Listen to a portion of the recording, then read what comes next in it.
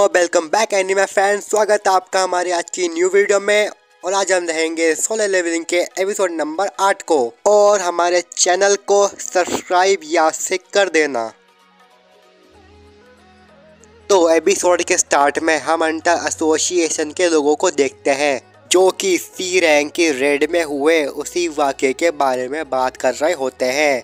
वे बोलते हैं कि इस रेड में केवल 2 ही हंटर वापस आ पाए हैं और वे एक डी रैंक का और ई रैंक का हंटर है और उनमें से एक सी रैंक का हंटर मारा गया है। और हाँ, ये वही ई रैंक का हंटर है जो उस टेम्पल से वापस आया था। अब हम लोग संग के अपार्टमेंट का सीन देखते हैं जहां पर हम देखते हैं संग वापस आ गया होता है और वह अपनी बहन के साथ टाइम स्पेंड कर रहा होता है। अगले सीन में संग अपने रूम में होता है और वह सो रहा होता है। तभी उसकी बहन उसे बताती है कि संग, तुम्हें किसी जिनहू नाम के बंदे का कॉल आया है और वह तुम्हें पूछ रहा है। और अगले सीन में हम देखते हैं कि संग जिनहू से मिलने आया होता है और ये वही डी रैंक का हंटर होता है। अब संग बोलता है कि मैंने सोचा नहीं था हम लोग दोबारा से मिलेंगे। जिस पर जिनहू उसे बोलता है कि उसे उसके साथ एक टीम बनानी है। जिस पर संग उसे मनाकर वहां से जाने लगता है। तो जिनहू उससे बोलता है कि बस 19 रेड, उसका बस 19 रेड तक साथ दे दो। जिस पर संग रुक बोलता है कि क्या तुम कमांडर बनने की सोच रहे हो। जिससे हमें पता चलता है कि कोई भी हंटर 20 रेड करने के बाद एक कमांडर बन सकता है। और आगे जिनहू उससे बताता है कि उसके पापा एक गिल्ड में है और वे चाहते हैं कि कोई एस रैंक का उनके गिल्ड का लीडर बने। तो वो मेरे भाई को लीडर बनाने की सोच रहे हैं, पर मेरे भाई की पावर अभी तक सामने नहीं आई है। और आगे वह संग से बोलता है कि अगर संग तुम मेरी टीम में शामिल होगे तो मैं तुम्हें 3 बिलियन यन दूंगा। जिस पर संग बोलता है कि 3 बिलियन, अगर सोचा जाए तो अगर मैं पहले जैसा होता तो इस ऑफर को कब का एक्सेप्ट कर चुका होता। पर मैं ही यहाँ पर होता हूँ जो लेवल अप हो सकता है और मैं लेवल अप होके एस रैंक तक पहुँच सकता हूँ या उससे भी ऊपर। तो मुझे नहीं लगता ये मेरे लिए फ़ायदे का सौदा है। और संग ये सब बातें सोच जिनहू को मना कर देता है। जिस पर जिनहू से बोलता है कि जो कुछ भी टेम्पल में हुआ वह किसी को नहीं बताएगा अगर संग उसकी टीम को ज्वाइन करे तो। जिसे सुन संग जिनहू की आंखों में देखता है।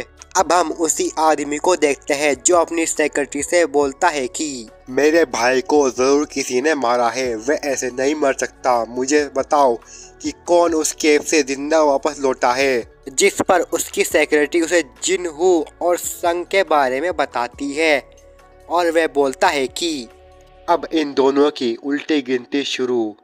अब अगले सीन में हम संग को देखते हैं जो कि ट्रेनिंग करने पार्क में आया होता है। और जब संग ट्रेनिंग कर रहा होता है वह देखता है कि उसकी ट्रेनिंग के पॉइंट और भी ज़्यादा बढ़ रहे हैं। अब संग ये सब देख और ज़्यादा ट्रेनिंग करता है और वह इन सब पॉइंट्स को डबल कर लेता है। और ऐसा करने के बाद संग जैसे ही ये सब करता है उसे एक रिवार्ड मिलता है और उस रिवार्ड के तौर पर उसे एक रेड की मिलती है। फिर हम नोटिफिकेशन बैनर को देखते हैं जिस पर एक डीमन कासल के बारे में बताया गया था और ये डीमन कासल एस रैंक का था। और संग अगर इस एस रैंक के कासल को कंप्लीट कर लेता है तो उसे एलेक्सियर ऑफ लाइफ मिलेगा जिसकी मदद से वह कोई सी भी बीमारी को हील कर सकता है। और अगले सीन में हम संग को उसकी माँ के पास देखते हैं जिसमें वह बोलता है कि अगर मैं उस एलेक्सियर ऑफ लाइफ को पालूँ तो मैं अपनी माँ का इलाज कर सकता हूँ। अब अगले सीन में हम संग को देखते हैं जो कि उस रेड की का यूज़ कर एक पोर्टल खोलता है। और उस पोर्टल के खुलते ही वहां पर एक बड़ा जायंट गेट आ जाता है। अब संग इस गेट के अंदर जाता है जहां पर वह देखता है कि हर जगह आग लगी हुई थी। अब हम संग को देखते हैं जो उसके अंदर जाते हुए बोलता है कि ये तहखाना एस रैंक का है पर मुझे डरने की जरूरत नहीं है क्योंकि मेरे पास ये टेलीपोर्टेशन स्टोन है। संग ये सब बोल ही रहा होता है कि उसके सामने एक बड़ा दानव आ जाता है और ये दानव संग से ज़्यादा पावरफुल था और ये 3 सरकार दानव था। अब संग इसको देख अपना वेपन निकालता है और वह उसकी ओर बढ़ना शुरू कर देता है और वह अपनी स्पीड भी काफ़ी बढ़ाता है। अब संग उस पर काफ़ी तेज़ी से अटैक करने लगता है पर हम देखते हैं कि संग के अटैक का उस पर कोई भी असर नहीं हो रहा होता है। उल्टा वह दानव संग को पीछे हटने के लिए मजबूर कर देता है और अगले सीन में हम देखते हैं कि वह दानव संग का एक हाथ काट देता है। अब संग काफी बड़ी परेशानी में आ गया था और हम देखते हैं कि संग की हेल्थ भी धीरे धीरे कम हो रही होती है और वह दानव संग को काफी ज्यादा बुरी तरीके से पीट रहा होता है। पर संग भी अपनी पूरी कोशिश कर रहा था। वह अपने आप को हिम्मत देता है और अपने आप को कहता है कि वो जीतेगा।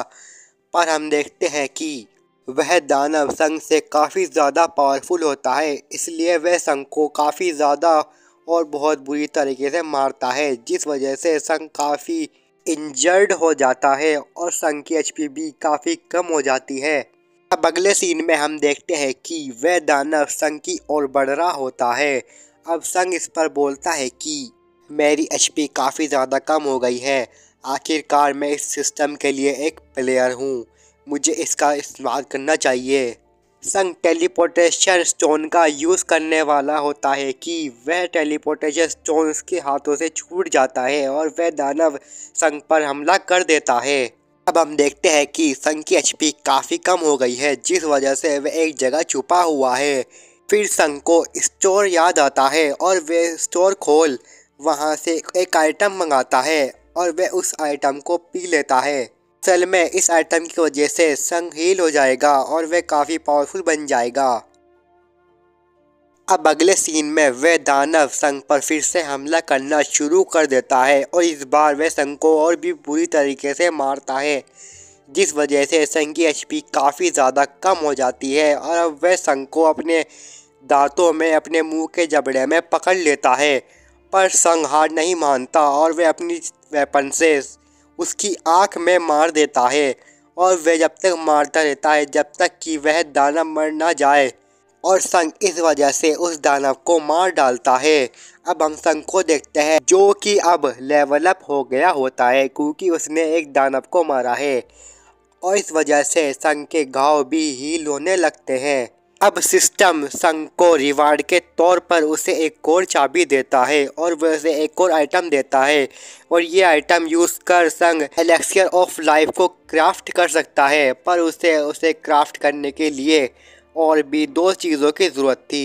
अब संग बोलता है कि मुझे पता है कि इसके ऊपर और भी ज़्यादा ताकतवर बॉस है और मैं उससे लड़ने के लिए अभी तैयार नहीं हूँ। और ये एपिसोड यहीं पर ख़त्म हो जाता है।